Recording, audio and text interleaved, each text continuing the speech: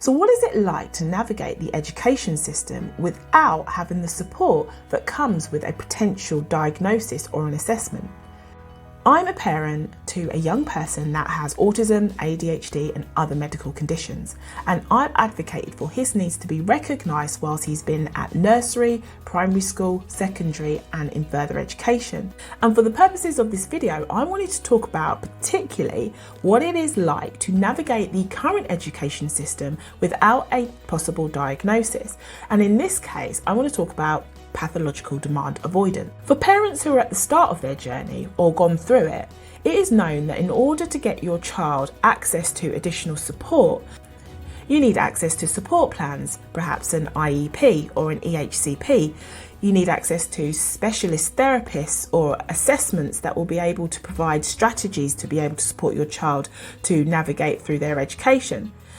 And highlighting their challenges within mainstream education can involve a lot of effort before their differences are even acknowledged.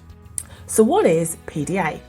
Pathological demand avoidance is widely understood to be a profile on the autistic spectrum, involving the avoidance of everyday demands and the use of social strategies as part of their avoidance. PDA individuals share autistic traits and also have many of the key features of a PDA profile. Characteristics may include, which I've also recognised within my son, are resisting and avoiding demands, appearing sociable but lack depth in understanding, access shifts in their moods, comfortable in role play and pretend, and obsessive behaviour.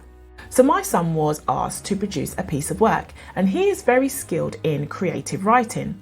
He was asked by the teacher and the deputy head of the school to actually produce a presentation at assembly. He would freeze, and he expressed that this was something that he wouldn't want to do. So when my son received praise and acknowledgement, he became completely overwhelmed. Basically, a child with PDA may respond to demands differently. Some might distract, some might negotiate, and some might say something completely shocking. This created doubts amongst the teachers about whether he could actually do the task or whether he was choosing not to do the task. This wasn't the case. It was just really how he reacted to the demands that were put in place. This didn't mean that he was a school refuser or he didn't want to be there. It just meant in that moment he was having difficulty managing those demands. My son's response looked like he was either having a panic attack or that he would run away and abscond. I first became aware of PDA through a forum, and this was back around 10 years ago, and I had shared my experiences of what was happening. It was suggested that I fill out a questionnaire, the EDAQ, and my son scored appropriately.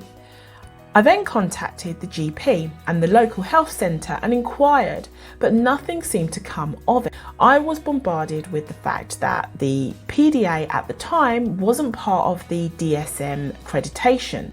So it was really frustrating because I noticed that there are other places where people were getting diagnosis which were privately, and these were at the time costing around £3,000. This wasn't an option for me, not getting an assessment. Knowing that having a diagnosis would lead to accessing support, that was really what I was searching for. However, what I was presented with was conversations and communications around the fact that my son already had autism and he already had a condition of ADHD. It was directed in the sense of there could be other things going on. Constantly been told that he had an autism diagnosis already and this was perceived as being enough. It wasn't going to be easy to be able to have people recognise how he managed his own individual difference. So what did I do in that situation? It meant that I had to get on top of it. So when there's an issue, I had to lean into interactions and meetings where more eyes were on the situation. This required highlighting situations to allow people to gain more perspective. There were times when my son would say things that were deemed as shocking. For example, I already know this. I don't think this is for me. Some would say that he's just communicating his needs, but many took that personally, and then there was an impact of how they responded to him. In many cases, he became the target of trying to remove him from the situation rather than gaining a better understanding of him as an individual. I've learned that whilst not having a diagnosis, it can be challenging because a diagnosis allows people to know what to do with what, when and how. And when you don't have a diagnosis, it's really difficult to have people look at what is actually happening rather than what they think is happening. I recognise that there's a lot of expectations on schools to have the answers, to have the solutions to situations. Having that community of other parents experiencing what's going on is really helpful. When I first came across PDA, it was around 10 years ago, and what was available online was not as abundant as what is now. Now you've got Clubhouse, you've got other YouTubers that talk about PDA that provide so much insight about the day-to-day challenges that we face as parents. Another thing that I've learned is that teachers and professionals are individuals first, and when you come across an individual that has an empathetic and an understanding approach and that is allowing for flexibility and allows your child to pace through things, this definitely helps. And where your child can feel emotionally safe to be able to manage themselves and manage those demands, what I've learned is de-escalation is so important, because if the demands increase, the anxiety increases, therefore the feelings of aggression or perhaps further avoidance gets bigger and bigger and bigger. So in our experience, there's been times where he has become so overwhelmed that the demands are escalating rather than de-escalating. And in those situations, where a teacher hasn't necessarily looked at him as an individual and how he is managing, they've increased the demands in the sense that he should not get away with responding the way he did. This had just escalated things into a situation that has gone out of control for everyone, and de-escalation would have been the solution, and understanding that he's having difficulty managing those demands. Now, by not having a diagnosis or by not having that understanding, it is really difficult. But when it's not difficult is that when a teacher or a professional has recognised my son for being the individual that he is and knowing that that is genuinely how he manages his behaviour. Because when it's projected onto him, their ability not to be able to support him, he feels the demand of that, and then therefore his behaviour escalates.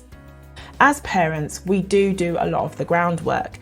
It's as if we're passing on the baton, so whoever takes it on can move it further in the right direction. There are ways of learning that are perhaps unconventional that can support young people with or without a diagnosis. And knowing that this is achieved in other places, even if it's not being achieved where your child currently is, helps to know that your child is not the only one and it is possible. As a parent, maintaining a sense of agency and being able to act independently to make decisions about your child's individual differences does require a lot of strength. Can feel like you're having to overcompensate, but looking back, it was definitely worth it for things to be the way that they are now.